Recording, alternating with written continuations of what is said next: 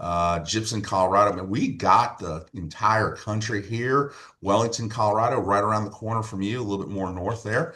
So good stuff here. So if we can figure out how we get the chat working, we'll let you know. But if not, just go through the question and answer if we have anything. Nicole, why don't you kind of do your little intro there? Yeah, absolutely. If you want to just maybe, I'll do a little housekeeping if you want to take it to the next slide. Okay, so just a quick housekeeping. All of you are automatically muted, so don't worry about that. If you've got barking dogs in the background, we can't hear them. If you do have Q&A, we've got the Q&A function going. We'll be able to follow up with questions that way. Normally we have chat working. We're hoping to get that fixed. But in the meantime, go ahead and just use that Q&A function as you would use chat until you hear us say that chat is fixed. But go ahead and just use both. We will get to those questions as we can. And we'll be monitoring those. And we definitely encourage the dialogue. So just a little bit about who we are. Amelia partners with Parks and Recreation teams and activity-based organizations to make your day today work easier. Smart Rec brings registrations, payments, program management together all in one system, really just making it simpler for staff to manage their programs and making it super easy for residents to find activities, register, and participate. Really, the goal is less admin work for teams and a better, more intuitive experience for your community. And I'm an account executive, and I kind of manage all of the middle of the United States, including Colorado here. So just glad to be here. Here we are. If you are enjoying the content that you see today and want more, you can go to amelia.com/library. We have a ton of this. We've got ebooks, we've got white papers, and we've got webinars that have been saved and are on demand. So just go to this website and take a look. Awesome, Nicole. And you guys, many of you guys know me. This is, I think, the 20th version of a webinar that I've held for Amelia over the course of the last 3 years. We're going to be coming back in this year with another 4 or 5 sessions. So we're really excited about that. And we have the crew. The crew, there's the one and only crew. Many of you guys have seen them at NRPA, listen to their webcast. Hey, guys, a lot of people know you, but I just want to ask you a question about RecLess. Is what have you guys learned over the course of, I think you guys are now in your 5th season. What have you guys really learned that you guys have implemented at your respective agencies through how many are you at 100 yet? Almost. We're at Podcasts? Almost there. Yeah. 98, I Yeah. believe, is the number. So we're closing in. So the 5 question seasons. becomes is who's going to be the 100th guest? Mhm. Super secret here. That's been a big topic of discussion. You got to chime in soon to find out. Good. But what have you guys learned overall, guys? Anybody want to start? I can I'll if go you'd with like. Tom. Okay. Trying to Sure. keep in order here. Tom, what have you learned? Sure. Yeah, it's been great, and I'm sure the greatest thing about having 3 of us is the different perspectives. So I'm sure the guys will have maybe a little different look or take on this, but the big part and maybe common themes, just going to name a few, is just leadership, right? So leadership obviously is a pretty vague concept, but everybody who's been on there who has this success in this really just innate ability to relate to individuals, they have this kind of mantra of leading with humanity, putting the people first before a process, and how the relationship is really the infrastructure for what you need for success. And that could make anybody a better professional, is just kind of understanding that facilities, programs, budgets, all of them, you need it. But do they really work without the established relationships? Good. And Jay, then, what about your thoughts? yeah, go ahead. Yeah, I think there's a lot of different areas we can go with this, but I'll go down the approach of just the passion for learning and always looking to gain new insight. We talk to different guests every single week, and we talk to guests that, are always talking about they get takeaways from talking to other professionals. And, when you go to a conference and you go to the opportunity to learn more, there's always that urge to just get better and learn more. And it's never going to stop, whether you're 5 years in your career or whether you're 25 years in. There's still this passion in our industry of always wanting to learn and improve. And that's just fueling our fire to keep doing this. And I think it's really important to know that, because it's not just the younger folks that are new into the profession. It's folks that are still, seasoned professionals that want to learn. And that's how we can always help each other, by just being able to share our passion for what we do and help one another grow. Hey, Shane, what are your takeaways from the last 5 seasons of RecLess? Yeah, I think to sum it up as quick as I could, I think there's no one way to do this job really well in our industry, but the best chance you have for success is doing it your way. And I think we've gotten to talk to close to 100 different people that are doing this really well their way, and that's been really inspiring. Yeah, I love the one of the I was with Cindy King yesterday in Morrisville, North Carolina, right outside of Raleigh, Durham, and the number of times I use the word cross-pollination of I want to take some ideas from Jay and Tom and Shane, and as Shane you were saying, let's make it my way. There's no way to solve it because all four of our agencies we're going to have to Yeah. run differently based on the economics of the area, the population of the area, the support of the area. Well, we did a survey. Google Links, man, I think I sent it out to everybody I could possibly think of who's done these webinars over the past. Got about 108 of those folks, and so we're really good numbers there. These are all the old webinar attendees. And really, I want to ask you guys, just in a synopsis of before we get to kind of the data point here is what's your take on what were the challenges and opportunities in 2025 for you and your agency, and what are you seeing in the in the country? You guys are very public figures in the Parks and Recreation area. What's going on in your agency? What are you seeing as really kind of like, man, this occurred and this is what we try to do? Let's go Jay first on that question. Yeah, 2025 has been for our department here in Concord. It's been phenomenal. I know I've mentioned it a few times on the podcast, but we're going through a lot of bond renovations and bond growth. But from a programming perspective, we've continued to see growth in a lot of our key programs and our events. I know we're going to talk about it a little bit later. There's been some challenges with staffing, and I think it's a key structure that we've seen amongst a lot of the survey results just across the country. So what's ahead for 26 is kind of some new approach is how we're going to take some of those challenges from staffing.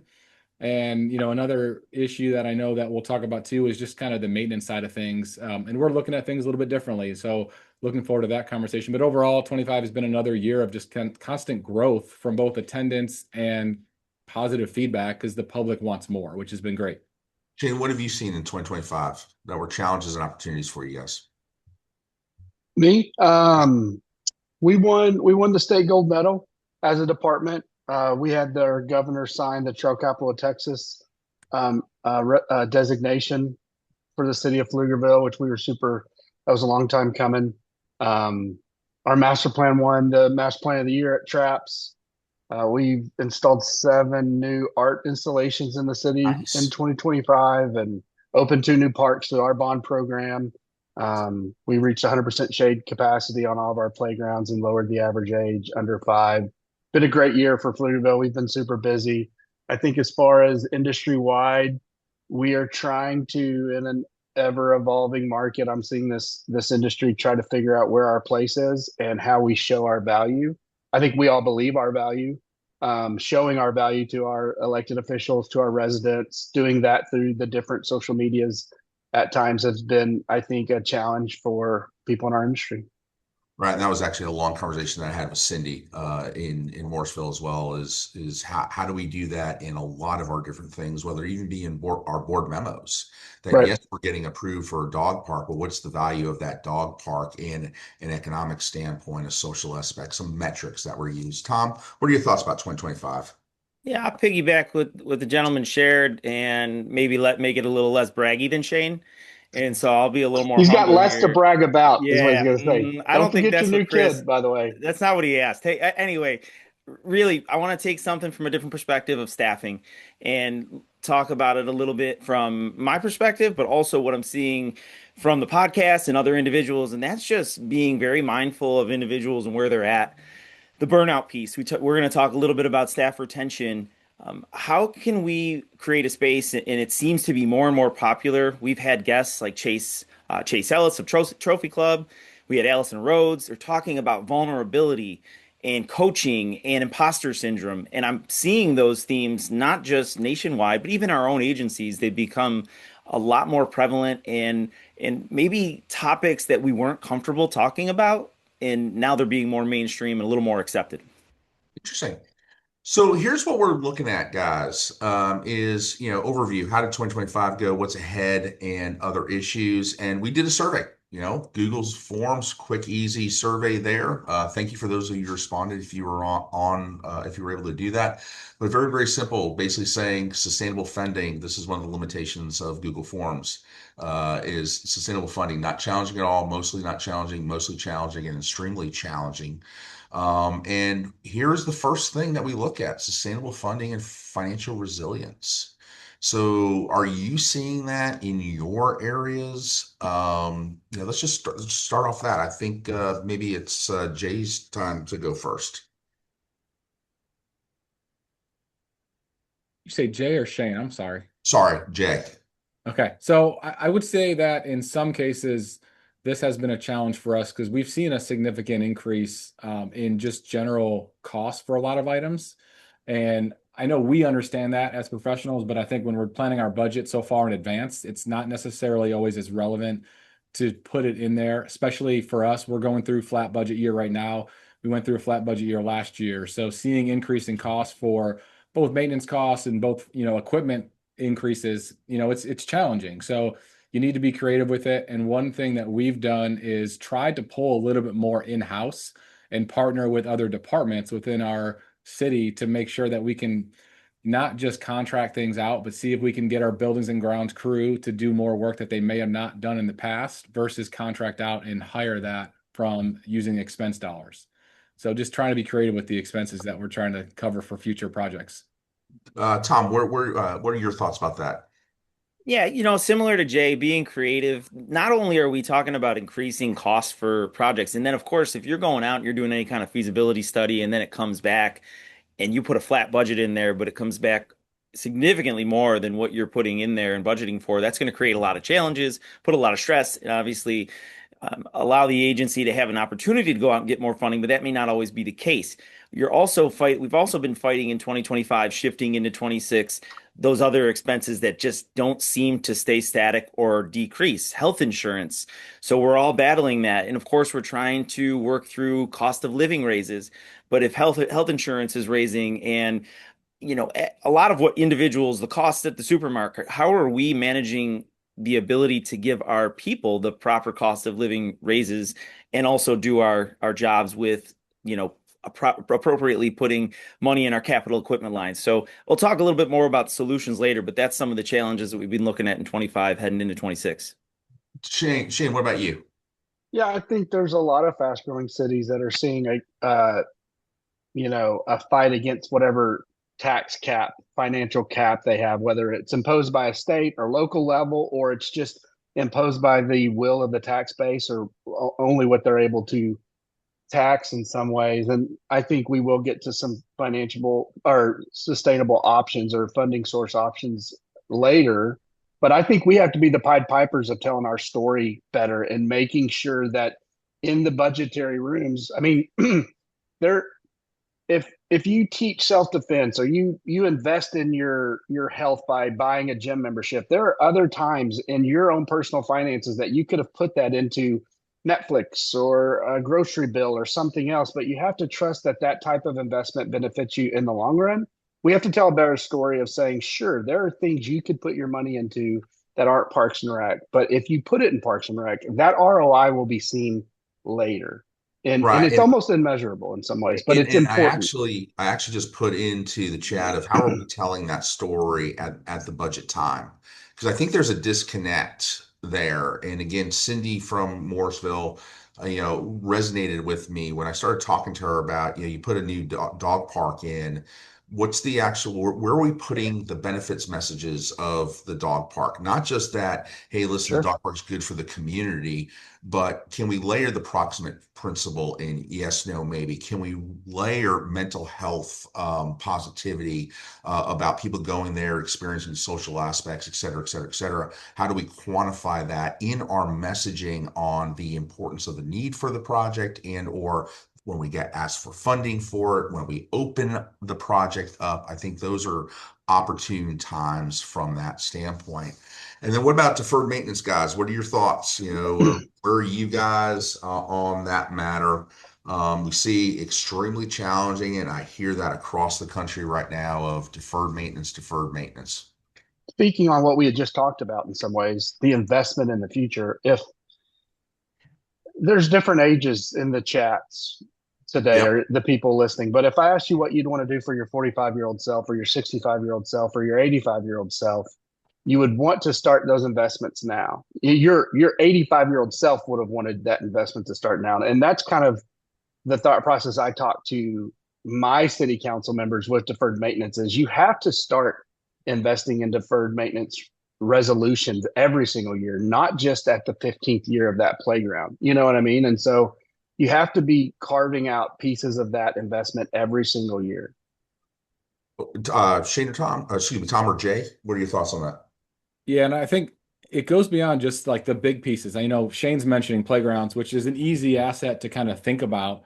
One thing we've done recently is really do a deeper dive into all of our asset inventory. We need to make sure that we're not just thinking about the maintenance that's required long term for our huge playgrounds or for more expensive items, but even just smaller equipment in our rec centers for our fitness centers. What are we doing to maintain and to make sure that our ab machines, our treadmills that may only have a life cycle of 5 years are going to be on a repair plan or a replacement plan in 4 years or 5 years, so that if it does die in 4 years, you have a plan for that. So I just think making sure you have that inventory of everything and having somewhat of a life cycle planned out is going to help you long term. I think also when you bring on those facilities online, you have to say that, hey, listen, in year 4, 5, and 6, we've got 33% of the replacement when we just bought the equipment. That has to be put into that narrative. Tom, what are your thoughts? Yeah, going a little bit off what Jay said, it's kind of going into the direction of even, park maintenance equipment too. If you have that plan in place and you've got a mower and you're investing in it in the beginning and you have a plan for replacement, 3 years down the line, you put it on maybe an auction for, public auction, you might be getting the same money back if you're paying some kind of a state rate, right? Some kind of a state contract rate. We're getting a little bit of a discount there. And so there's a lot that goes into that, the maintenance that you're not going to be putting into it for, new engines, new blades. You're really planning ahead and then maximizing the value in return. The other piece to just consider for everybody out there is we walk into different situations.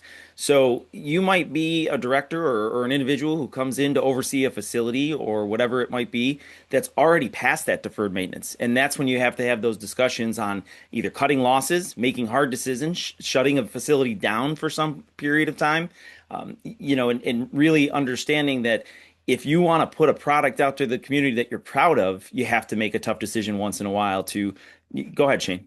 Well, I was just going to say, I didn't want to interrupt you, but follow up with you. I think there's a lot of different levers that a government can pull to make a resident happy. I think some of that schools, some of that roadways, a lot of that Parks and Rec doesn't have a say in necessarily, but we do have a say in how high you can raise a citizen's quality of life. And we do have a say in how low you can lower their envy of other agencies around them, right? And I think deferred maintenance is a strong way to not only raise their quality of life because you're ensuring these products and facilities are lasting for longer periods of time, but it's also lowering their envy of agencies around them, right? And so replacing playgrounds, shading playgrounds, or replacing trails, or fixing trails, or adding new trails can raise quality of life. It can also lower the envy they have of for our residents, potentially Austin or Round Rock or Georgetown, for example.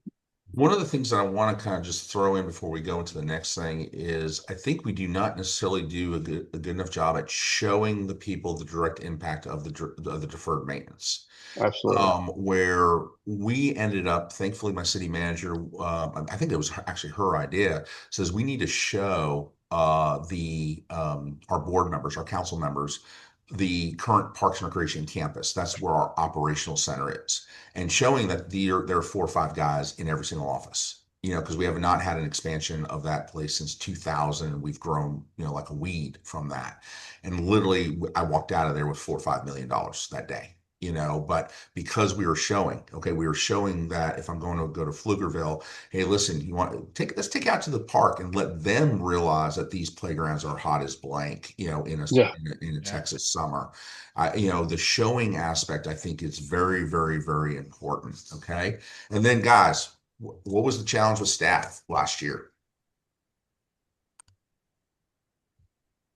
I'm seeing a little bit in our area, and this may not be the case. And we had a great conversation with Jay Cole on the podcast that the job market in some areas, people aren't necessarily leaving, is what we're being told for stability purposes.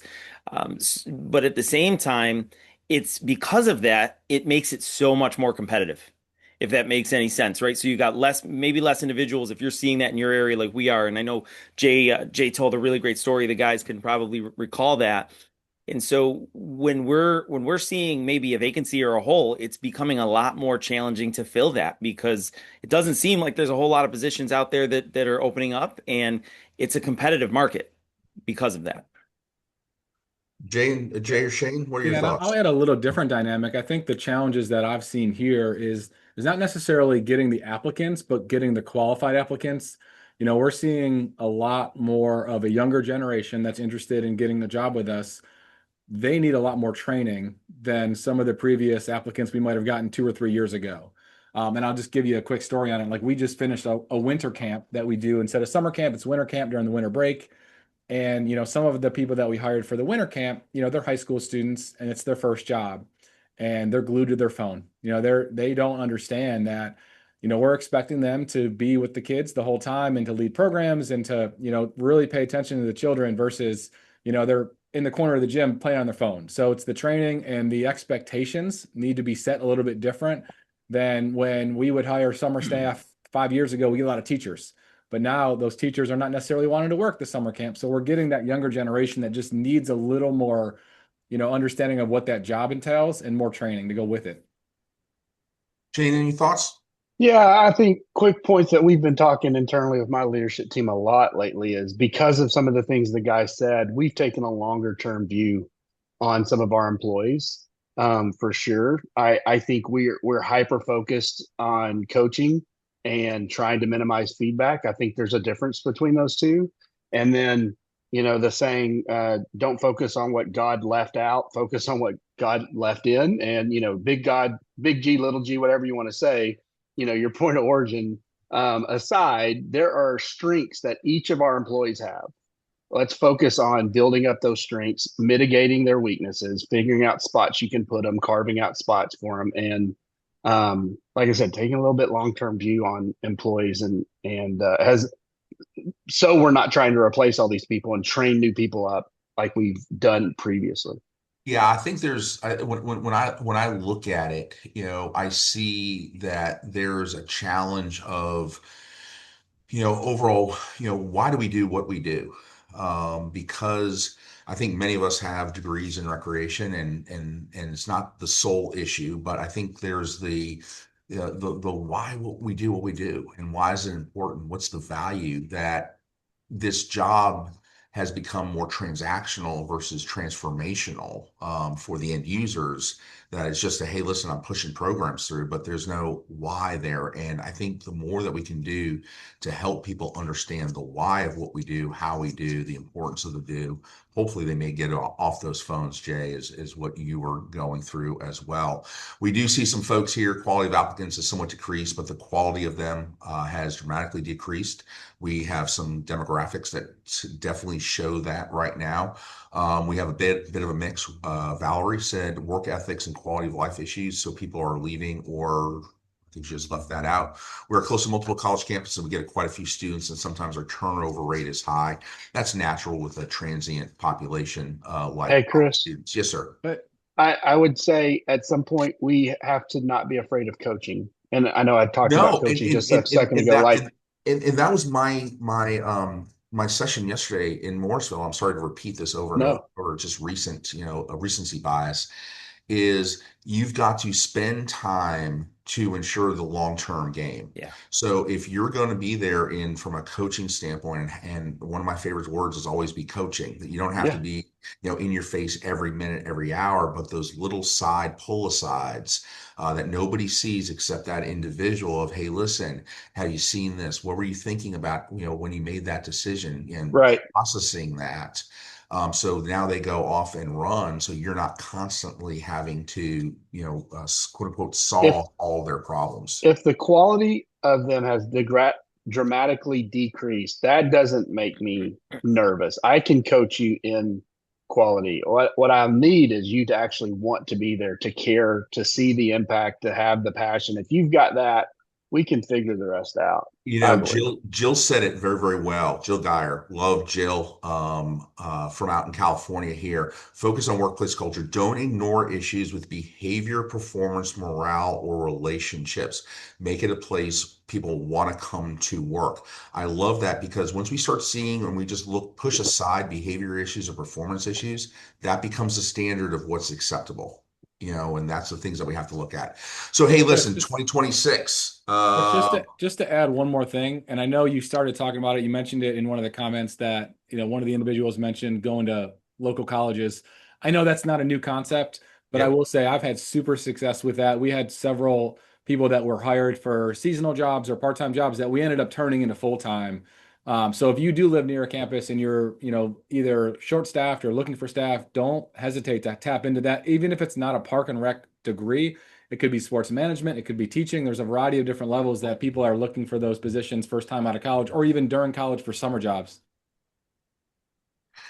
Jennifer Fiend says we should do another webinar, Coach with Confidence, Stop Giving Feedback and Start Shaping the Future. That might be coming out here. I got to save that one here. 2026 challenges, same questions here, sustainable funding, and we go into sustainable funding and then AI. Guys, I want to really hit on the sustainable funding, because I think sustainable funding actually parallels with the deferred maintenance, right? If we don't have funding, we're challenged with maintenance. What are your thoughts about looking at, what equipment are you using to do the job? Because I'm a firm, or, why are we quote unquote mowing these places that we're mowing that nobody uses? And one of the things that I've done I'm starting to branch off more into getting asked to do more sessions on park maintenance and that type of stuff. And I actually show a narrative of, hey, listen, if we just reduce one mowing cycle, what the impact is. And in this case, this example was 200 hours. And I said to them, what could you do with 200 hours? Does that make sense? So, Absolutely. Shane, in your system, theoretically, how would you say that if I save 200 hours, on a park maintenance side, how would that impact your park maintenance, i.e. deferred maintenance? Yeah, the city of Louisville has done some incredible. Too soon, Chris, by the way, too soon to talk about city of Louisville for you with the gold medal thing? Is it too soon? City of Louisville has. By the way, we have 6 Texas gold medals. All right. That's right. Yeah. We'll Okay. City of Louisville has done some incredible work on this with their stat tech team that they have, their analysts that they have in house. And we've piggybacked off it best we could. In fact, in the Austin area, the Lady Bird Johnson Wildlife Center is a very well-known commodity. We just had them at our last council meeting. The city council just approved a partnership between us and them, where they're going to look at a long-term improvement of our mowing cycles by looking at areas that can remain a little rougher, that can go to this wildflower, wild rough type of look to it, and what that will save on mowing cycles. So we're excited about looking at and searching those types of things, and also just what sustainable financial resilience looks like when you're looking at other funding sources. We, for a long time in government, have gotten used to only using the general fund as the lever that we pull. There's 4B in the state of Texas. I think every state has some sort of sales tax opportunity. There's hot funds, hotel and hotel sin tax, those types. I know places like Colorado have some sort of hot tax that they're able to pull. We do public-private partnerships. The rec center we're building is leveraging 3 or 4 of those. In fact, the developer is buying most of my strength equipment for this brand new facility. And so finding those little options where you can start to offset what the impact is to the general fund is the name of the game now. It's the only thing we can do. We're actually will hopefully open up several proposals for a 9-hole golf course, short course through a public-private partnership next Friday that has restaurants and everything else because we have a raw 200-acre piece of land, and we have $0 to actually be able to. Because So Chris, we're losing the argument why we're more important than public works. We're losing the argument why we're more in public safety. But if we can go after the dollars they don't go after, we can win those arguments better. And they don't go after those. And you're making a point that's literally 25 years old. Right. When Crompton, back in the early 2000s was saying, how do we what was the word he used? Reposition ourselves, aligned with transportation funds. So find where they're asking, go the opposite. But when he was talking about it, no one had to do it. There was enough government funds in general and there was a lower expectation. What's gone up is everyone's expectation of what they believe their park system should be, but not the amount of general fund we have access to do those types of things. And so we're poorly competing against public works, we're poorly competing against public safety. We have a high expectation of our residents to provide this incredible experience. We have to go after those alternative funding sources. Tom, Jay, your thoughts on, what's the next level of where we need to go with this thing called financial resilience? You talked about the saving of hours, and last year was our full year. We actually got into it in 24, but last was our full year, our first full year of robot field liners. And so that is the exact definition of what you mentioned before. What would you do with X amount of hours that you saved? And I could tell you what we were able to do. I could quantify that a little bit, but I want to tell that story also from a different lens. And Jay actually mentioned this earlier, is this all ties into also the individuals you're hiring and retention. When we're looking at our park operations, I came into this business looking for the next individual who was ready to take charge and lead. And eventually I found someone like that who's a wonderful ambassador of Parks and Recreation on the park op side. Excuse me. And then they started to reframe how we were bringing individuals in. We used to see a lot of individuals who were maybe home for college that were our seasonal workers, or maybe some individuals who were just looking for part-time work.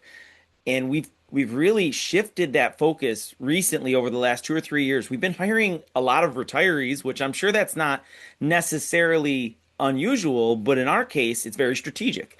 One of them was the lead equipment operator for the highway department for 25 years. Imagine the skill set that comes along with that. Ditches, drainage. One of the individuals was the second in command to one of the largest landscaping businesses in the area. That individual oversaw projects for minor league baseball teams, and they are working with us 40 plus hours a week during that season.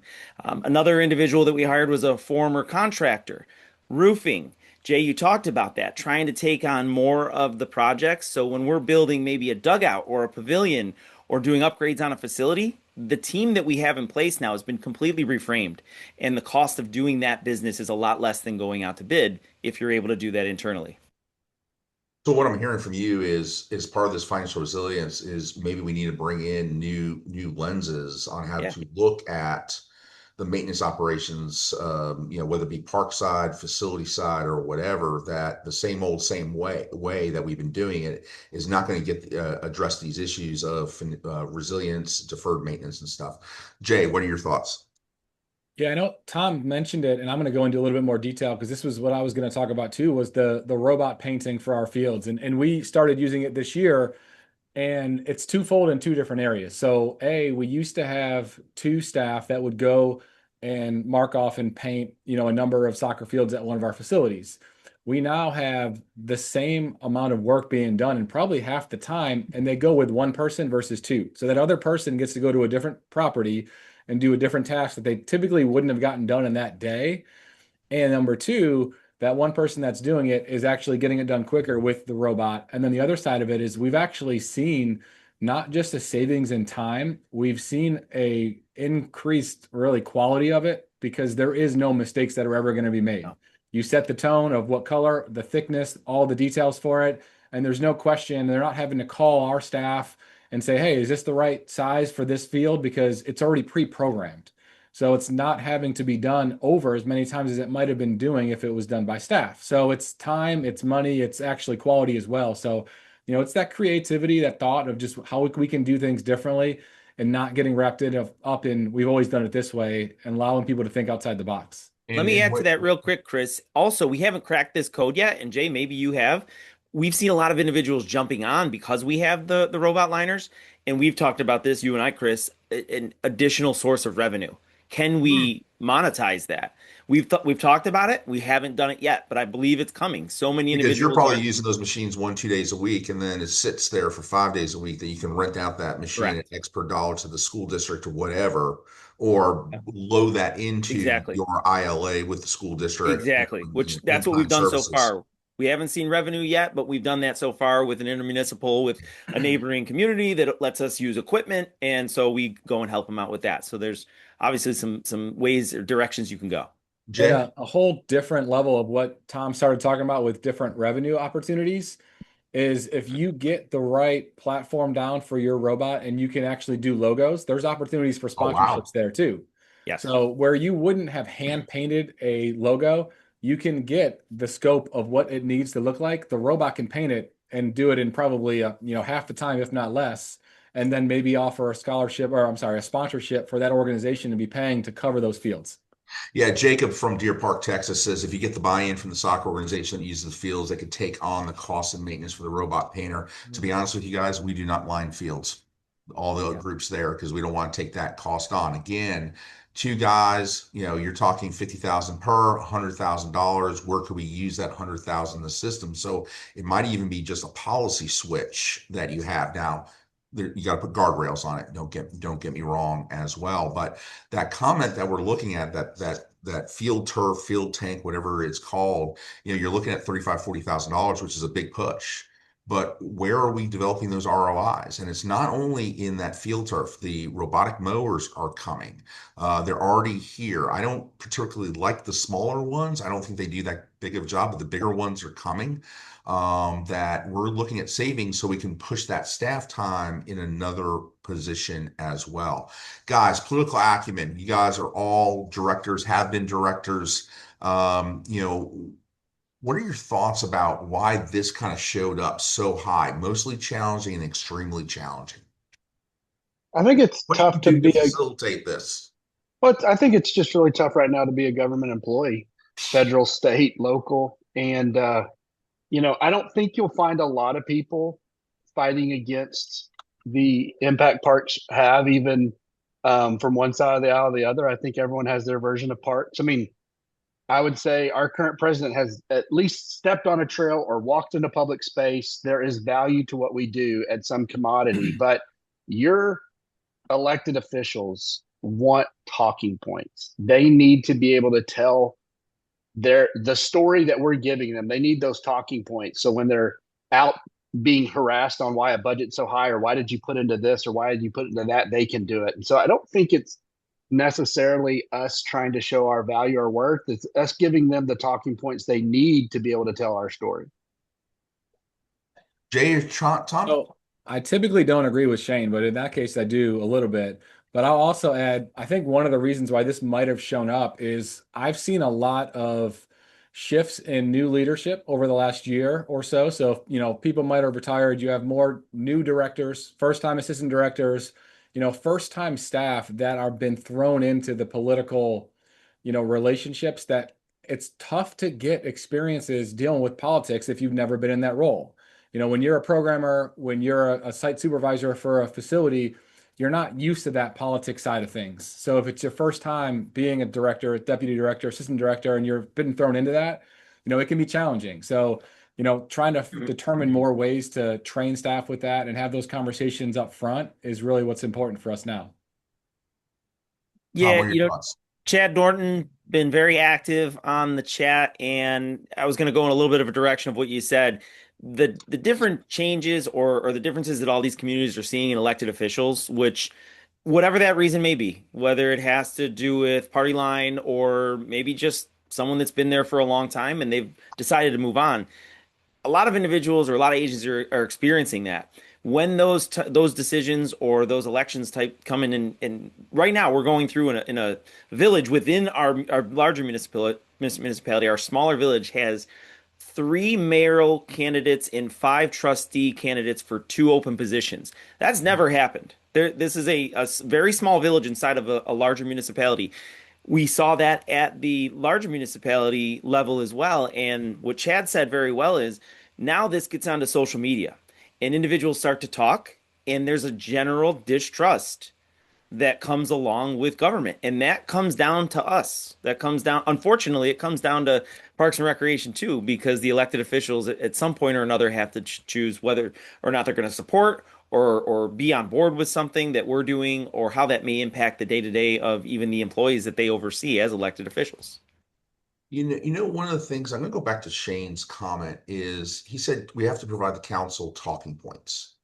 100% agree with that. But here's what I also want to say to you is each one of the council members may need different talking points. Sure. Because they're all looking through this thing called Yes. Parks and Recreation and all the service sectors that are provided under a city, town, whatever, with different lenses. Yep. One might be quote unquote on the more conservative side. So maybe you need to pitch more of the efficiency things that you're doing of how have you reduced cost. Maybe somebody's more on the liberal side and says, and I'm not trying to get into political, but where I'm Yeah, going. social services or Social whatever. services, thank you. Yeah. That, hey, listen, here's how many kids we helped, and here's how we did this. And so I think we can. Your talking point comment is really, really good. The other thing that I think that You hear that, guys? What? My talking point was good. Oh, guys. your talking point, Shane. Just pointing it out. Very braggy. The comment also I would say is there again, Shane, man, you're on fire today.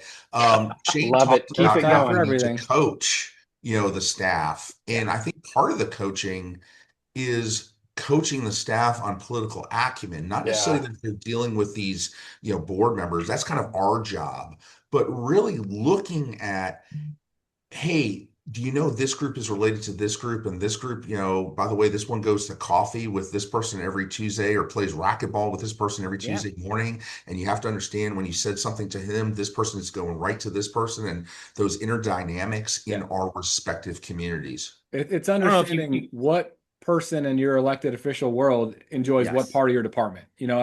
We have all different areas of our department, and I know one of our elected officials is very supportive of our public arts program, and that's where they want to thrive, and that's what they want to comment on. Another one might be the athletic side of things. Another one might be our special events. And understanding that, obviously they're hopefully supportive of your entire department, but just knowing what your key initiative is in with your department is important when you get to those talking points. Yeah. Do you remember what our friend of the show and just great mentor, Linda Kwiatkowski, said during an episode? She said words that'll never leave my mind. And it was almost exactly what Jay said, but summing it up, if you find out what someone is against, that's very easy to go down with that and find the negative in there and feel like you're defeated. But her rebuttal is find what they're for.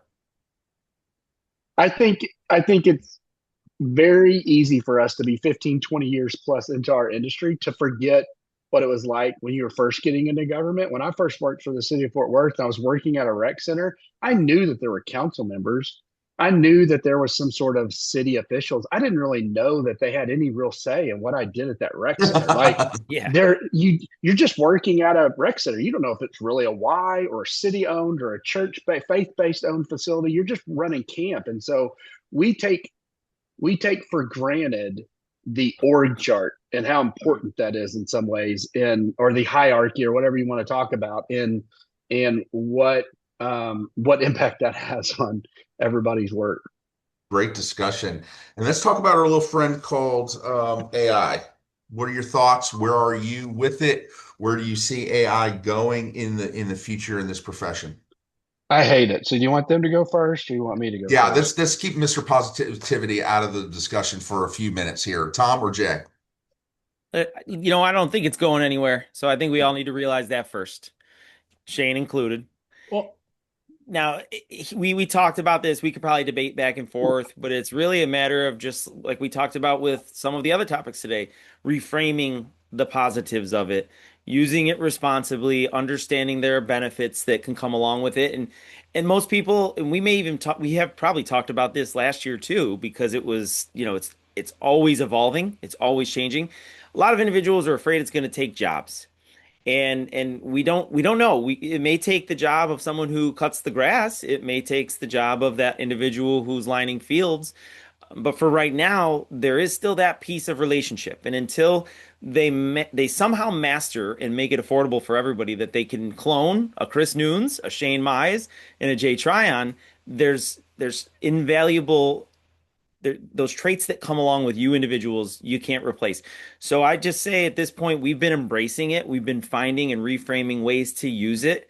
And honestly, it's made us what more are you efficient. guys? I'm going to have Tom and Jay talk about it because I want to go to count pointer count. Where are you guys using it, Jay and Tom, and then we'll get to Shane. Yeah, I know one area that we've used it that I've seen a really a growth in our staff and they feel more comfortable is just clearly with program descriptions. We used to have very traditional, come learn XYZ or come, experience XYZ. And it was just kind of bland and very boring. You throw some keywords on a program into a ChatGPT or, another AI tech, and it's going to give you a much more descriptive experience that the public is excited about. And it's going to draw their attention. And it also takes away from the staff having to just almost be bored with it themselves, because it energizes them to maybe think about the program in a different lens than the way they've always done it if they've taught and just entered the same program information they've always used. So I almost challenge the staff of think outside the box, don't be scared of it, see what comes when you throw those little keywords into AI, and then maybe you tailor the program a little bit differently, which then draws new attention to the program and hopefully new participants. Yeah, I'll add to that. We're looking at it right now as AI not replacing relationships, but enhancing them. And so think about, I think this is something we talked about, or it was a question on the survey, the community engagement piece. There were some individuals who were concerned about that or finding that as a maybe challenge in 2026. AI can be used for a lot with that, whether it's social media posts, whether you're looking at the newest trend out there from some kind of influencer. These trends are a huge way to engage with individuals. And if you try and you look at some of the engagement statistics on social media, you're going to find that they're getting a whole lot more traction when you're jumping on one of those trends and engaging in that playful way than maybe just the typical, here's a flyer, we've got a yoga program starting next week, join us. And so we're looking at it from that. And the engagement piece goes so far beyond just the customers. Maybe it's the way that you're having difficult conversations with your own team. Again, using it responsibly, not necessarily putting in names and whatnot, but trying to navigate some of the challenges and, of course, conflict with your customers. We have emails that we receive all the time that are not great. They could be a little negative, and we tend to overthink things. These AI tools can help us out in navigating us a little bit through a way to maybe combat and work through the challenge of conflict. Hey, Shane, counterpoint. I think AI is a tool, but I don't know if it does it doesn't do what I want it to do. If it was cleaning diapers, folding clothes, and mowing the yard, that would be one thing. What it does is it takes the place of some upstream stuff. It takes the place of wonder, or people try to use it as a surrogate for wonder or invention or discernment. Anyone that knows the working genius knows those are the upstream side of the actionary process. And then the downstream side is galvanizing, enabling, and tenacity.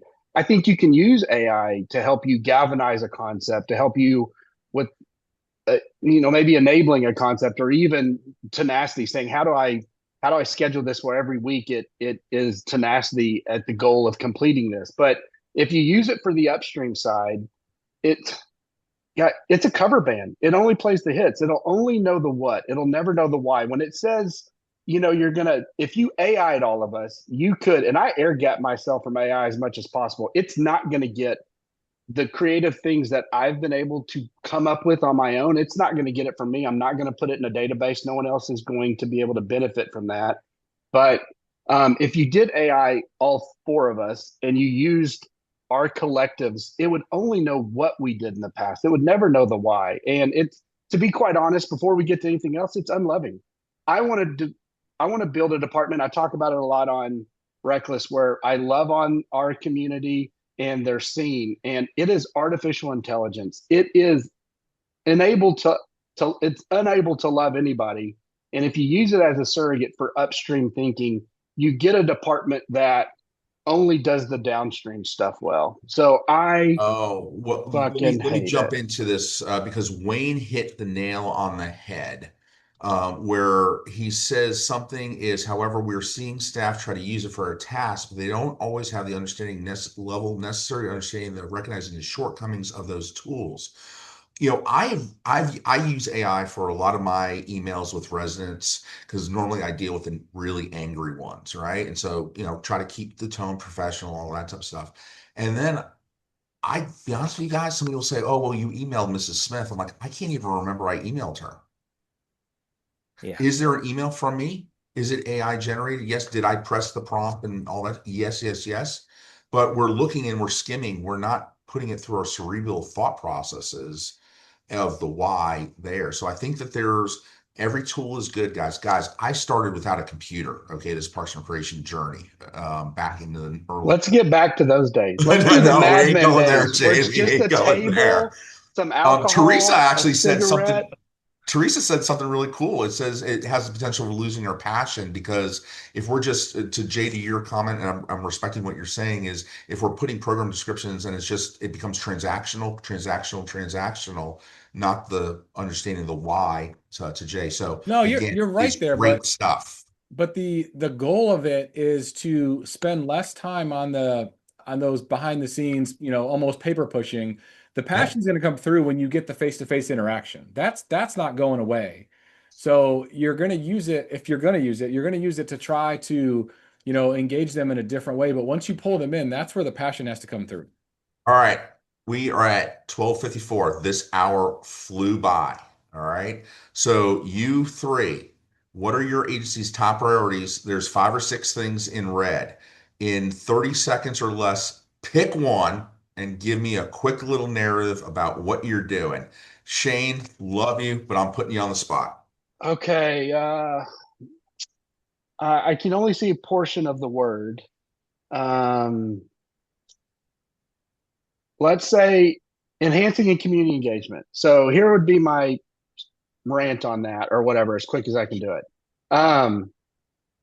We have seen journalism go in a spot where you would write an article or a paper and you would just hear feedback from the community. And now when you write an article, you post it and there's likes and shares. And just because a title or something slaps, or it was super viral in the way that it was hyper, inflammatory in some way, doesn't mean it was a well-written article.